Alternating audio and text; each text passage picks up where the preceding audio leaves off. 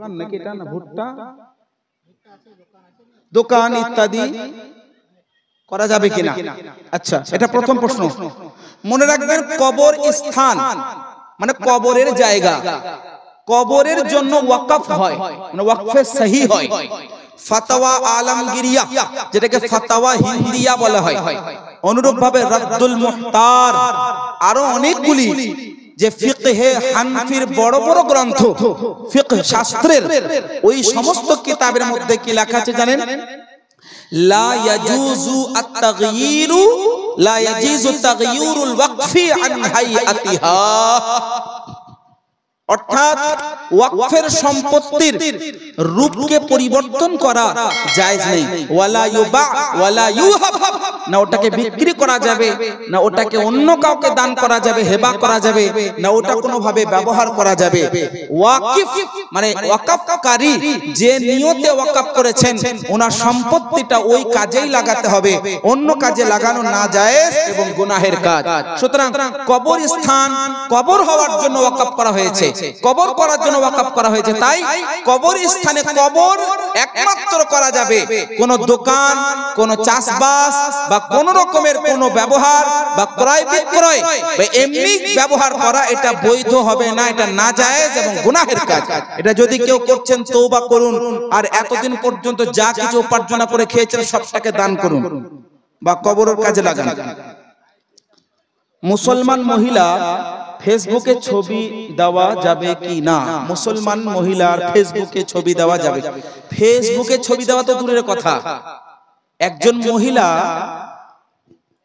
আচ্ছা আমি একটা উদাহরণ দিই। আজকালকার যুগের মহিলাদের বা আমাদের মা বোনেদের মধ্যে একটা এরকম খারাপ কল্পনা চলে এসেছে যে ওনাদের ফেস থেকে ডেভেলপ করা যাবে না, মানে মুখ খুলতে হবে, না হলে আগে উন্নতি করতে পারবে না। এটা সবথেকে বড় ভুল ধারণা।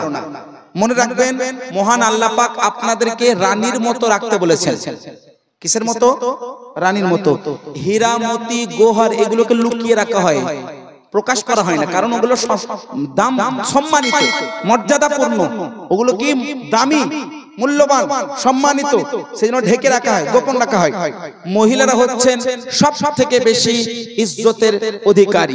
আল্লাহ পাক তাদেরকে সম্মান দান করেছেন, তাদেরকে ইজ্জত দান করেছেন, তাদেরকে ইজ্জতকে নিলাম করার, এইভাবে বেপর্দা হওয়ার কেউ অধিকার দেয়নি। এগুলো হারাম, জঘন্যতম পাপ। ফেসবুকে এই রকমের ছবি আপলোড করা মহিলাদের জন্য একেবারে হারাম হারাম হারাম, জঘন্যতম পাপ। এই তো মেরাজের রাত্রি কিছুদিন আগে পেরোলো না, এখন শাবান মাস চলছে। মেরাজ রজনীতে আল্লাহ রাসূল সাল্লাল্লাহু আলাইহি ওয়াসাল্লাম যখন জাহান্নামের পরিদর্শন করেছেন, সহিহুল বুখারীর হাদিস, আল্লাহ রাসূল সাল্লাল্লাহু আলাইহি ওয়াসাল্লাম দেখলেন কিছু মহিলা তাদেরকে জাহান্নামের আগুনের মধ্যে আযাবরত করা হয়েছে, তারা আযাবের মধ্যে লিপ্ত আছে, তারা উঠতে চাইছে। এত আগুন তাপওয়ালা, আগুন এত কষ্টদায়ক যে আগুনটার জ্বলনে তারা উঠে যাচ্ছে, আবার আগুনের মধ্যে ঢুকে যাচ্ছে, মানে তারা একদম নগ্ন অবস্থায় তাদেরকে আগুনের মধ্যে নিক্ষেপ করা হয়েছে, তাদেরকে আযাবরত করা হয়েছে। আল্লাহ রাসূল সাল্লাল্লাহু আলাইহি ওয়াসাল্লাম জিজ্ঞেস করলেন, জিবরিল এরা কারা? আল্লাহ রাসূলকে তখন জিবরিল আমিন বললেন, ইয়া রাসূলুল্লাহ, এরা হচ্ছে আপনার উম্মতের ওই সমস্ত মহিলারা, ওই সমস্ত মেয়েরা যারা বেপর্দা অবস্থায়, পর্দাহীনতার সাথে বেপর্দা অবস্থায় বাইরে ঘোরাফেরা করত, অর্থাৎ বেপর্দা থাকতো, তাদেরকে আল্লাহ পাক এইভাবে আযাবরত করেছে। সুতরাং ফেসবুকে এই রকমের ছবি ভিডিও কোনোভাবে মহিলাদের আপলোড করা হারাম, জঘন্যতম পাপ, এগুলো গুনাহের কাজ। অতি শীঘ্রই তওবা করুন, তওবা করে নিজের ঈমানকে মজবুত করুন। সংরক্ষণ সিটে মুসলমান মহিলারা পঞ্চায়েতে দাঁড়ানো যাবে কি না? আচ্ছা, বর্তমান সময়ে প্রতিনিধিত্ব কে দিয়েছে জানেন? আল্লাহ রাসূলের একটা হাদিস শোনাই, সহিহুল বুখারী এবং মিশকাতুল মাসাবি কিতাব আশরাতিস সাআহ এই অধ্যায়ের মধ্যে উল্লেখ রয়েছে যে কিয়ামতের একটি বড় আলামত, তার মধ্যে হচ্ছে যে রাজত্ব করবে মহিলারা।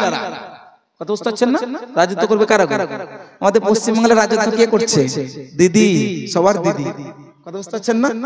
তো মনে রাখবেন মহিলাদের বর্তমান সময়ে যদি প্রতিনিধিত্ব, দেখুন প্রতিনিধিত্বটা দেওয়াটা বলছি না খারাপ, বর্তমান সময়ে প্রতিনিধিত্ব দেওয়ার যে প্রসেস, যে নিয়ম বা প্রতিনিধি হওয়ার পরে ওই মহিলার উপরে যে রেসপন্সিবিলিটি আছে, যেভাবে তাকে ফুলফিল করতে হয়, যে প্রসেস, যে নিয়ম, ওই নিয়মে যদি চলতে যায় সম্পূর্ণ হারাম হবে। কারণ বেপরদা অবস্থায় চলাফেরা, বেপরদা অবস্থায় ওই রকম ভাবে তার কাজগুলো করা, এগুলো সম্পূর্ণভাবে হারাম এবং নাজায়েজ হবে। তবে পর্দার সহিত, পর্দা অবস্থায় যে কোনো কাজ যেটা হালাল কাজ সেটা করা যায়, কিন্তু বর্তমান সময়ে যেভাবে রাজনীতির যে পরিস্থিতি, বর্তমান সময়ে এই সমস্ত প্রতিনিধিত্ব দেওয়ার যে সমস্ত প্রসেস, এগুলো কিন্তু বর্তমান সময়ে বেপর্দা অবস্থাতে হয়। তাই মহিলাদের এগুলো থেকে দূরে থাকতে হবে।